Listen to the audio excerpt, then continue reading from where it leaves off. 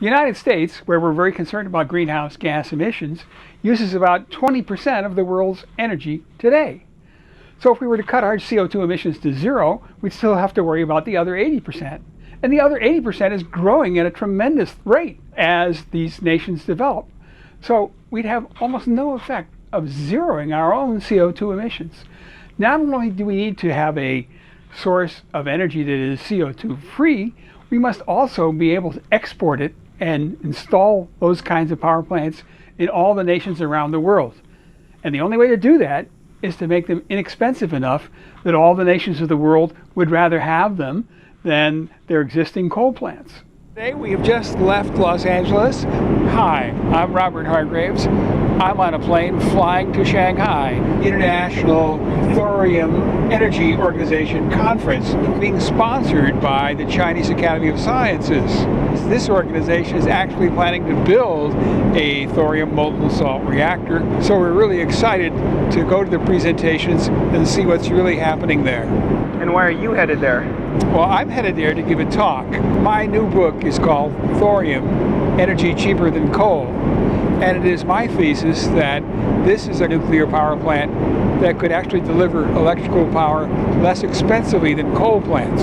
The objective has to be to keep that price down, because that's the way we can persuade all the nations of the world to stop burning fossil fuels. In the long run, people always do what's in their own economic self-interest. First, let's start with coal. The US EPA says coal causes 13,000 deaths a year from respiratory disease caused by particulate inhalation of particles of about 2.5 microns or less. That's in the US alone. In China, over 100,000. The UN estimates in the world, almost 1 million people die from coal particulate emissions.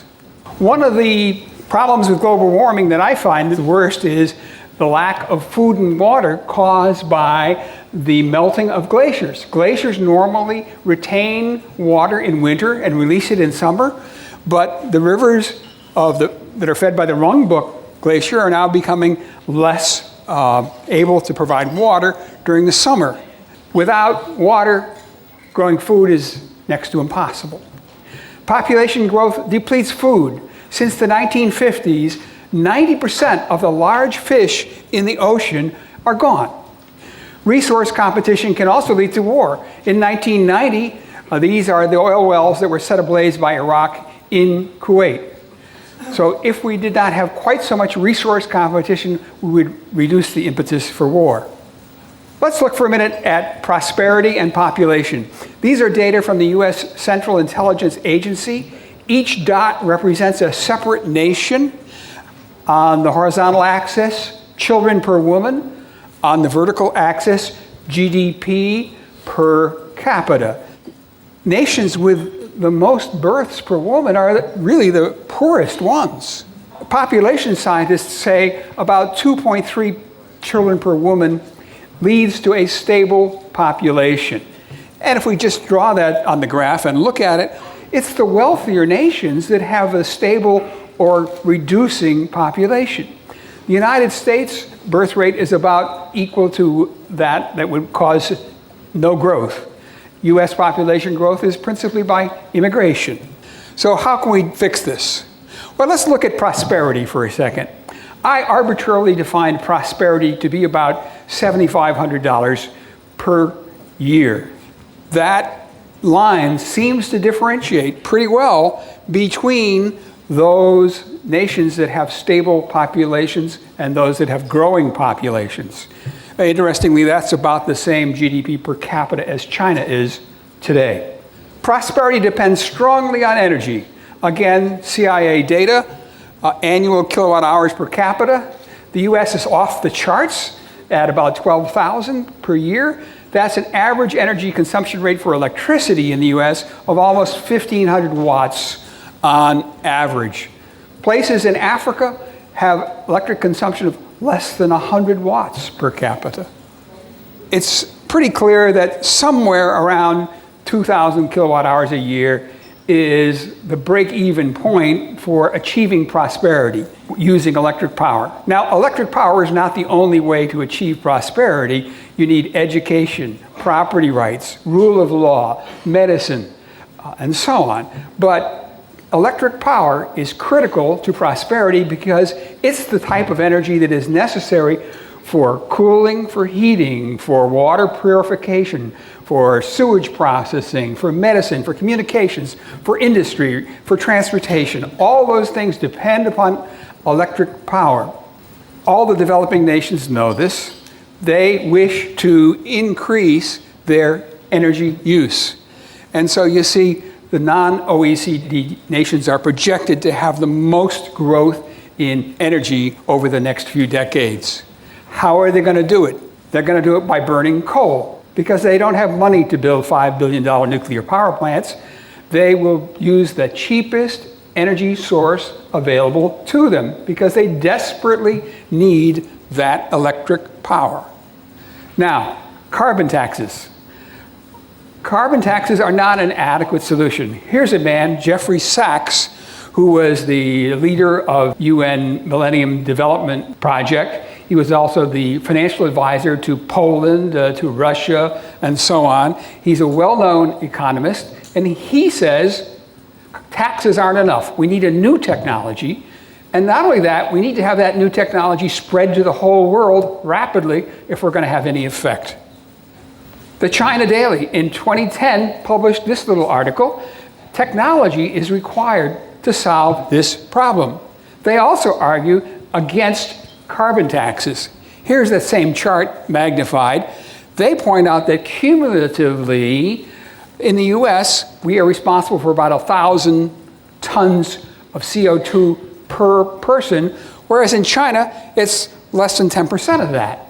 And so the developing nations argue that the West gains its prosperity by cheap energy, by burning coal and emitting CO2, and so why should the developing nations be denied that right? It's not fair. I'm not trying to make the argument, I'm trying to point out that it's impossible to reach agreement on such a contention. So we tried anyhow. We had conferences in Kyoto, in Copenhagen, in Durban. Do you know 30,000 people went to the conference in Durban to negotiate a climate treaty? Well, how can 30,000 people agree on anything? How can 7 billion people in 250 nations in the world agree to impose taxes on carbon that is against their individual economic self-interests on behalf of the whole world's stability? It's not going to happen. So let's look at the cost of electricity from coal and other sources, because there's also a green movement that wants to replace coal. Here's the cost of coal. About $2.8 per watt of generation capacity is the capital cost for coal. In this talk, I use a single model throughout, and I use the financial idea that if you do capital cost recovery at an 8% cost of capital over 40 years, operating a plant 90% of the time, you get 2.8 cents per kilowatt hour. So it's easy to remember, $2.8, 2.8 cents. So that's the capital cost. The fuel cost for coal is about $45 a ton delivered to the plant. So that adds about 1.8 cents there. So in this model, the cost of coal for a typical US plant is about 5.6 cents per kilowatt hour. Now people are saying, well, we have better technologies like integrated gasification, combined cycle gas plants.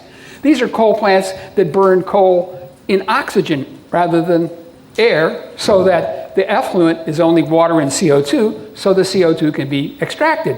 But only one of these plants has ever been built in the US. That very pretty picture is the one in Florida. And it's expensive. Natural gas is another interesting energy source. First of all, if you were going to do the best job you could, you would use a combined cycle gas turbine, which has a 60% efficiency of conversion from thermal power to electrical power. Buying such a thing costs about $1 per watt for capital costs. I used fuel costs now at $5 per million BTU to come up with a fuel cost per kilowatt hour of 2.8 cents. Our operations costs are standard in this model, and that comes to about 4.8 cents per kilowatt hour. Now, on the other hand, the cost of gas right today is a little lower than that. And if that were to persist forever, we could have a low cost of power from natural gas of only 3.7 cents. But actually, we don't use combined cycle gas turbines very much. We only use natural gas combustion turbines. And that would mean it would be about 7 cents. So those are the bogeys we want to deal with. Here's the reasons that natural gas prices will rise. Here's the prices of natural gas worldwide. In Louisiana, about $3. In Japan, about $16. Japan is importing liquefied natural gas more and more because they've shut their nuclear power plants down. And it has changed their balance of trade from a positive number to a negative one. So that really can't persist for long periods of time. Substitution. Just look at the price per BTU of energy, thermal energy, from oil versus natural gas. There will be substitution. There'll be more emphasis on flex fuel vehicles. So that's going to drive up demand for natural gas and raise the price. Even the Energy Information Administration of the United States says that it's going to go up. That's why I used $5 in my model. Let's look at wind. Wind is integrally tied with natural gas. This number is pretty high, isn't it? Well, the reason is that it costs a lot of money to build these wind farms. It's very hard to find the right costs. The costs are generally hidden from the public, so the public doesn't know the subsidies. But here are two examples. Deep water wind off the coast of Rhode Island, Cape wind off the coast of Cape Cod, Massachusetts. These are the costs per watt. But those capital investments can only be recovered in the 30% of the time the wind is actually blowing. So the capital cost per kilowatt hour generated is much higher. It's 17.4 cents. Now, the fuel cost is nicely zero. The ops cost, I made the same for all of this model. I got 18.4%. I checked that against the real costs, and Cape Wind has negotiated a deal with the state of Massachusetts in which they will sell power at that price. So I say that model is about right. That's how much it really does cost, but they're going to hide that number from the ratepayers. Now, wind turbines increase CO2 emissions. How can you say such a thing? Let me explain how. First of all, if you had hydropower available, you could use hydropower to back up the wind turbines during the lulls.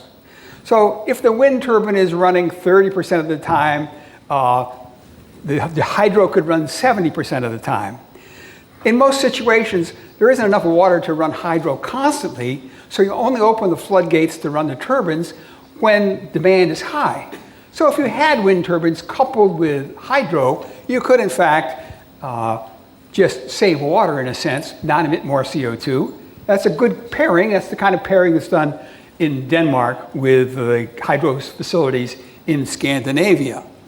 But I want to go back to the two kinds of natural gas turbines. The most common one is a combustion turbine, much like a jet engine. It is only 29% efficient in its conversion of thermal energy to electrical power. But it starts up quickly. It starts up in 10 minutes or under, approximately. So as the wind lulls, the natural gas combustion turbine is used to fill in the gaps. The most efficient gas turbine is combined cycle, and that has a 60% efficiency, twice as good, but takes a long time to start it up, almost an hour, because not only does it burn gas, but it also has to run the boiler with the output of the turbines. So it's a little more expensive, slow to start up, but a lot more efficient when it's running. So let's suppose for a minute that we were planning the energy economy of a nation, and we said, we have a choice to make. One choice is, for a 1,000 megawatt power plant, let's use wind turbines with natural gas backup. Okay, if we do that, then 30% of the time we're not using any fuel, but 70% of the time we're using fuel at a rate of 2,400 megawatts thermal. Okay, Suppose I had only combined cycle gas turbines. Well, I'd be running at 100% of the time at 60% efficiency or less fuel. So I deplete my resource less rapidly, I emit less CO2 by not having installed any windmills to begin with. Let's look at solar electricity. Capital cost, again, very high. Here are examples. These examples are usually hidden from the public. Every once in a while I find a news article that gives the true total cost of it. The costs are not revealed because people are embarrassed about the deals that are made to get subsidies to build these plants. These are the real costs for BrightSource, for Abengoa, and so on. So that leads to 22 cents, more or less, capital cost. So solar power, about 23 cents. Is that right? Well, here are some examples. Albiasa, in a Spanish company that's building such a plant in Spain, 35 cents. All Earth, a US company building one in Vermont, 30 cents a kilowatt hour. So those are about the right numbers. The public isn't aware of them because they're hidden, they're averaged out over the whole bill. But what's important to society is not who pays, whether it's the taxpayer or the ratepayer or an unlucky investor like the government of Spain. What matters to society is the true cost. So let's look at those, and that's why we're doing this. Biomass. The cheapest way to use biomass is to burn it. We can talk about ethanol-powered engines and so on, but there's a lot of energy lost in the conversion of the biomass to ethanol. So let's just burn it. That'll give us the best answer possible.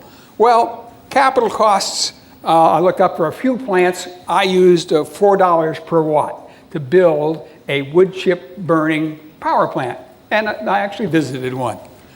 Capital cost recovery, you see 4 cents per kilowatt hour. Fuel, you have to drive trucks around to the woods to cut lumber and haul it back to the plant, cut it into chips, and burn it. And here are the typical costs. I convert those costs in tons to BTUs times the efficiency of the plant, about 9.7 cents per kilowatt hour. Now, you might say, how do wood plants actually make money if they're selling it so expensively? Well, there are all kinds of, again, rules in the United States, at least, about getting green energy credits that are marketed, renewable energy credits, to make it possible to do that. So, if we want to save the world by underselling coal, here are the numbers we have to beat. And we might have to go as low as 3.7 cents for gas if, in fact, the gas prices never do rise. That's the bogey. That's our objective. Undersell those numbers. Can we do it? Everyone in this room probably knows already how one of these liquid fluoride thorium reactors works. In this example, it's a two-fluid reactor that is fed simply by thorium, and it's sort of idealized, and it continuously processes the nobles, which are relatively easy to get out, and the fission products, which are harder to get out. Weinberg thought that the world's future depended upon such an inexpensive energy source. Weinberg himself wrote about global warming from CO2. There's an intermediate step that could be equally effective, a lot less expensive, the denatured molten salt reactor that actually does not bother to process the dissolved fission product fluorides, but simply leaves them in the salt for 20 or 30 years until eventually they has to be reprocessed or perhaps just dumped and started all over again. In this example, it's fed with U-235, probably diluted in U-238 at a 20% level, and that works. Oak Ridge built one of these without the U-238. They ran it on U-235. They ran it on U-233. The advantage of U-238 is that this kind of reactor is probably the most proliferation-resistant reactor that you could scheme up. Wow. Can thorium energy be cheaper than coal? That's what I want you to learn. The answer is, here are 7 proposals over the years to build molten salt reactors. And you can see $2 is a reasonable number for a target. These are real proposed numbers, inflated to current dollars. The reason this technology is potentially inexpensive isn't the thorium so much, it's the liquid fuel form, because it has excellent heat transfer, allows continuous processing for fuel additions and fission product removals. It's an atmospheric pressure liquid, so containment is much simpler. And it's a room temperature solid, so if there's a problem, the particulates or the fission products and so on don't necessarily escape so easily into the environment. The safety systems also contribute to the low cost. The reactivity is stable, makes it simple to control. It's a thermal reactor, unlike a fast reactor. There's no meltdown concept. It's as hot as it's going to get. There's no propulsive pressure to push reactive materials into the environment, and so on. There's no large containment dome.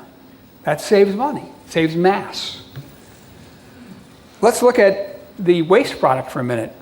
Here's the process for converting U-232 to U-233 by neutron absorption in a nuclear power plant, in particular a liquid fluoride thorium reactor. And if you were to let that go, eventually, by more and more and more neutron absorptions, you could actually get up to plutonium-239 and perhaps the higher level actinides. But compared to a normal light water reactor, it takes 6 more neutron absorptions, so it's much, much less probable to generate any of that long-lived, high-level transuranic waste. On the other hand, if you had U-238 in the mix, okay, 1 neutron absorption, and there you go. So that's the difference. These kinds of reactors, if you leave the actinides in solution, can slowly get rid of them by absorption and potential fission. It's not as good as a fast reactor, but such a reactor can consume much of its own actinides that are created.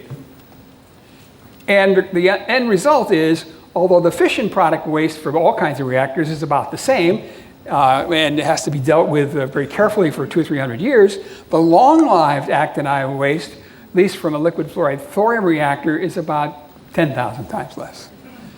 Another advantage, high temperatures means that you can use closed cycle helium-Brayton gas turbine cycle with an efficiency of 45% compared to a normal power plant efficiency of 33%. This means a lot less energy has to be discarded into the environment, which means cooling costs are lower. You can even use an open cycle Brayton system where you don't have any cooling water available at all. The efficiency drops to perhaps 40% for that. There's a new technology that may beat both of those, and that is the supercritical CO2 cycle with a 45% efficiency at reasonably low operating temperatures. And you can see on the diagram, the little red turbine on the bottom is meant to represent the expected mass of the supercritical CO2 cycle. So that's another reason why this can be less expensive. And of course, thorium fuel itself is pretty inexpensive. Here's a 1-ton ball. That's about the right size of it. You could put it on your pickup truck. You could run the city of Boston for about a year. You could run the entire US on 500 tons. The government has 1,500 tons in storage, just sitting around in the desert. There are millions of tons available worldwide, and there's enough thorium in every country that each country can be guaranteed some level of energy security. They can't be blackmailed by saying we won't give you the fuel. It's pretty inexpensive. Let's look for a minute about the idea of mass production of small modular reactors. My model here is Boeing aircraft. They can produce a $200 million unit every day. And aircraft manufacturers have the same responsibilities as nuclear power manufacturers. They worry about corrosion, material fatigue, they worry about quality control, CAD, CAM, computer-aided manufacturing, all those kinds of things. Why can't we produce nuclear reactors the same way? Then we get the benefit of what's called the learning curve in manufacturing. This is not a theorem, but an observation that every time you double the number of units produced, the average cost drops by something called the learning ratio. In the early aircraft industry, it was about 20%. In the IT industry today, it's about 50%. The University of Chicago postulated it would be about 10%, which is pretty conservative, for the nuclear power industry. That's if we do mass production of essentially the same units. So look at that. We can drop the cost to, 60% or so after 1,000 units of production. So I say, learn to develop small modular reactors at about $2 a watt, about the cost of an airplane, $200 million. Make them affordable to developing nations that can't put in a $5 billion reactor. We can use small ones near cities. We can gang them together for bigger power stations. We can allow them to be truck transported. If we do all that at $2 a watt, the cost of fuel is nothing. I use the same number for operations as before. We can hit 3 cents per kilowatt hour, and we can undersell all the competitive technologies. If we do this, then we can create a new industry. I'm advocating about $1 billion investment in the development stage for R&D that becomes public domain, another perhaps $5 billion of industrial investment to develop the production capabilities, and then the process of producing and exporting one a day. What if we do that? What will happen to the CO2 emissions? We could eliminate in 38 years all the coal plant emissions, all of them. All you need to do is produce one a day. Having solved that problem, what do we do about fuels for vehicles? With only 650 degree heat, we can get about 45% efficiency, conversion from thermal energy to chemical potential energy for burning hydrogen. There are actually hydrogen cars available. The Honda Clarity can be purchased in Florida today if you live near one of the dozen or so hydrogen fueling stations. So they do exist. Ford Motor Company did an internal combustion engine with hydrogen. But hydrogen is not an easy thing to deal with. For one, you have to compress it or liquefy it in order to carry it on board a vehicle. And when you do that even, it's not nearly as energy dense as these other kinds of fuels. Ammonia, methanol, which is a gasoline substitute, or dimethyl ether, which is a diesel substitute. So let's think about carrying that hydrogen with carbon and nitrogen. First, look at ammonia for a minute. More than 1% of the whole world's energy is used to make ammonia. It's used principally as a fertilizer. A third of the lives on Earth depend on food that's grown